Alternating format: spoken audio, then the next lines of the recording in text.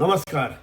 Doctor Sanjeev Bhanawat के channel में आपका हार्दिक स्वागत, अभिनंदन। ज्ञान, शोध और नवाचार किसी भी राष्ट्र की प्रगति के मूल आधार होते हैं। आज के युग में शोध का आधार वैज्ञानिक पत्रिकाएं और प्रकाशन है, जो नई खोजों, नए प्रयोगों और विचारों को एक तरह से उनका दस्तावेजीकरण करते हैं। दुर्भाग्य से इन शोध पत्रिकाओं तक पहुंच बहुत सीमित है। दुनिया की अधिकतर उच्च गुणवत्ता वाली पत्रिकाएं या जर्नल्स निजी प्रकाशकों की स्वामित्व में हैं, जो अपने कंटेंट के लिए, जिसे हम उनका सब्सक्रिप्शन फी या ग्राहक शुल्क कहते हैं, बहुत अधिक होता है। इसलिए आम विद्यार्थी, शोधार्थी या शिक्षक की पहुंच यहां तक नहीं हो पाती है। और भारत जैसे विकासशील देश में विश्वविद्यालय जहां आर्थिक चुनौतियों से जूझ रहे हैं, हमारे शोध संस्थान जिनकी आधारभूत संरचना बहुत अधिक बढ़िया नहीं है, बेहतरीन नहीं है, वो इतनी महंगी जर्नल्स की सदस्यता ले पाने के लिए तैयार नहीं है। उनके पास इतने संसाधन नहीं है कि उनकी रीच वहां तक हो सके। इसका परिणाम क्या है? सार्वजनिक धन से किए गए शोध को सार्वजनिक रूप से पढ़ पाना या शोध के निष्कर्षों को जान पाना हमारे लिए एक बहुत बड़ी चुनौती है। इसी असमानता को दूर करने के लिए भारत सरकार ने एक ऐतिहासिक कदम उठाया है, वन नेशन वन सब्सक्रिप्शन। यह पहल इस दिशा में एक महत्वपूर्ण प्रयास है। वन नेशन वन सब्सक्रिप्शन, जिसको ONOS भी कहा जाता है, एक ऐसी सरकारी योजना है जिसके तहत भारत सरकार ने देश भर के सभी शोधार्थियों, शिक्षकों, विद्यार्थियों, वैज्ञानिकों को एक साथ एक समान डिजिटल पहुंच के अवसर उपलब्ध कराए हैं।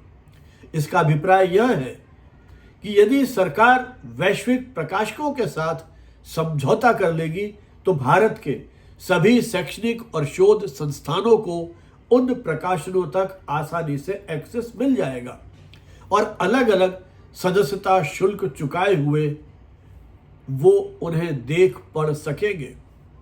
अर्थात यह योजना राष्ट्रीय स्तर पर एकीकृत सदस्यता की एक प्रभावी व्यवस्था है, ताकि हर शोधकर्ता, चाहे वो किसी केंद्रीय विश्वविद्यालय में है, किसी प्रादेशिक विश्वविद्यालय में है या किसी छोटे महाविद्यालय में वो काम कर रहा है, उसे उन संसाधनों पर समान लाभ के अवसर मिलेंगे। भारत सरकार के विज्ञान और प्रौद्योगिकी विभाग, department of science and technology और शिक्षा मंत्रालय ने 2020 के आसपास वन नेशन वन सब्सक्रिप्शन की इस योजना की रूपरेखा तैयार करने पर विचार शुरू किया था। दुनिया के कुछ देश जैसे नॉर्वे, जर्मनी, नीदरलैंड, उन्होंने इस तरह के नेशनल लाइसेंस प्रणाली को अपने यहाँ पहले से ही स्वीकार किया है। भारत में इस योजना का उद्देश्य था, जब देश का सार्वजनिक धन शोध पे खर्च हो रहा है तो उसके परिणामों तक पहुंचने की व्यवस्था भी सार्वजनिक होनी चाहिए। यह इस सोच के अनुरूप 2025 से वन नेशन वन सब्सक्रिप्शन वाली योजना लागू की गई या शुरू करने की घोषणा की गई। इस योजना के तहत सरकार जो प्रमुख अंतर्राष्ट्रीय प्रकाशक हैं, Springer, Wiley, Taylor and Francis, American Chemical Society आदि ऐसी अनेक अंतर्राष्ट्रीय संस्थान हैं जिनके साथ हमने कलेक्टिव एग्रीमेंट किए हैं, ताकि भारत के सभी उच्च शिक्षण संस्थानों को इसका लाभ मिल सके। इसका मुख्य उद्देश्य क्या है? मुख्य उद्देश्य है भारत के किसी भी कोने में, दूर दराज में स्थित कोई कॉलेज है, कोई शोध संस्थान है, वहां विद्यार्थी शोध कर रहे हैं, उन तक हम इन संसाधनों को पहुंचाएं जो किसी IIM या IITs के विद्यार्थी के लिए उपलब्ध है। क्योंकि जब शोध सरकारी अनुदान से होता है तो उसके निष्कर्ष भी जनता तक पहुंचने चाहिए। इस समय सैकड़ों ऐसे संस्थान हैं जो अलग अलग रूप से सदस्यता ग्रहण करते हैं इन प्रकाशकों के साथ इनके जर्नल्स की, और आप देख सकते हैं कितनी अधिक राशि देश की इसमें खर्च होती है। लेकिन जब ONOS यह राशि केंद्रीकृत होगी इस योजना के तहत, तो सरकार एक मुश्त भुगतान करेगी, जिससे जो टोटल हमारे एक्सपेंसेस हैं वो कहीं ना कहीं कम होंगे और आने वाले समय में शोध की गुणवत्ता भी और अधिक बेहतर होगी, क्योंकि सभी को संसाधनों तक पहुंच का अवसर मिलेगा। तो शोध की जो हमारी दिशा है, शोध की जो दशा है, दशा और दिशा दोनों में कहीं ना कहीं बेहतर परिणाम देखने को मिलेंगे। ONOS के तहत सरकार लगभग 30 अंतर्राष्ट्रीय प्रकाशकों के साथ समझौता कर रही है।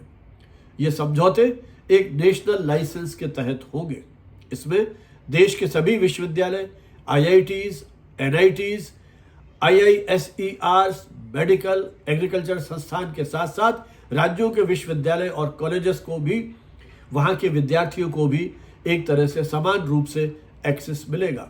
इस योजना का समन्वय officer of principal scientific adviser PSA to the government of India की ओर से किया जा रहा है। सरकार एक केंद्रीकृत पोर्टल के माध्यम से यह सुविधा देती है, जहां से शोधकर्ता अपने संस्थान की पहचान के आधार पर सामग्री को डाउनलोड कर सकते हैं। वर्तमान समय में भारत के विश्वविद्यालयों को वैज्ञानिक पत्रिकाओं की सदस्यता के लिए भारी राशि खर्च करनी पड़ती है। उदाहरण के लिए एक अंतर्राष्ट्रीय पत्रिका का वार्षिक शुल्क 10 लाख रुपए से लेकर 50 लाख रुपए तक हो सकता है। कुछ प्रमुख संस्थान हर साल करोड़ों रुपए केवल जर्नल्स के एक्सेस के लिए खर्च करते हैं। किसी भी देश के हजारों कॉलेज और विश्वविद्यालय इन संसाधनों से वंचित रह सकते हैं, क्योंकि उनकी आर्थिक स्थिति इतनी सुदृढ़ नहीं है। निजी प्रकाशक अपने शोध पत्रों को पेवॉल के पीछे रखते हैं, जिससे मुफ्त पहुंच संभव नहीं हो पाती है। इसमें एक गहरा नॉलेज डिवाइड हो जाता है। अमीर संस्थान, समृद्ध संस्थान जिनके पास रिसोर्सेज हैं वो आगे बढ़ जाते हैं, तथा संसाधन विहीन जो संस्थान हैं वो पीछे रह जाते हैं। ONOS ने इस असमानता की खाई को पाटने की दिशा में एक महत्वपूर्ण प्रयास किया है। ONOS से शोध की पारदर्शिता बढ़ेगी और साथ में एक पारस्परिक सहयोग को भी हम स्थापित कर पाएंगे, क्योंकि शोधार्थी एक ही डेटाबेस तक पहुंचेंगे तो जो कोलैबोरेटिव रिसर्च है उसको भी कहीं ना कहीं और अधिक प्रोत्साहन मिलेगा। और भारत की एक तरह से जो नॉलेज सोसाइटी की ओर हम आगे बढ़ रहे हैं, उसमें भी इस तरह की एक्सेस जो है हमें मदद करेगी। अभी तक जो हमारे शोधार्थी हैं, युवा हैं, वो चूंकि जानकारी उनको नहीं मिलती थी, तो उस कारण से उनकी शोध उतनी प्रभावी नहीं हो पाती थी। लेकिन जब उनका एक्सेस बढ़ेगा अंतर्राष्ट्रीय स्तर पर, तो निश्चित रूप से उनकी शोध की दिशा को भी और अधिक सकारात्मक रोशनी मिलेगी। हालांकि कॉपीराइट का मुद्दा भी इसमें उभर के आया है, लेकिन सरकार फिलहाल केवल एक्सेस ले रही है, कॉपीराइट नहीं ले रही है। अब कई प्रकाशक AI को ये सामग्री दे रहे हैं, उसकी ऑनरशिप भी दे रहे हैं, ताकि वो जो उनके टूल्स AI के, उनकी ट्रेनिंग हो सके।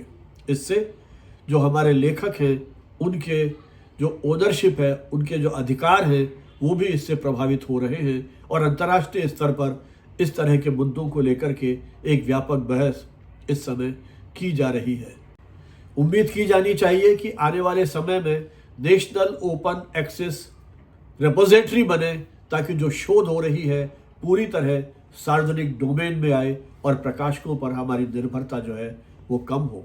देश भर के विश्वविद्यालयों में होने वाले शोध प्रबंध वे UGC की जो शोध गंगा वेबसाइट है उस पर भी अपलोड किए जा रहे हैं, और उन पर पहुंच हर शोधार्थी की आज की तारीख में वहां है।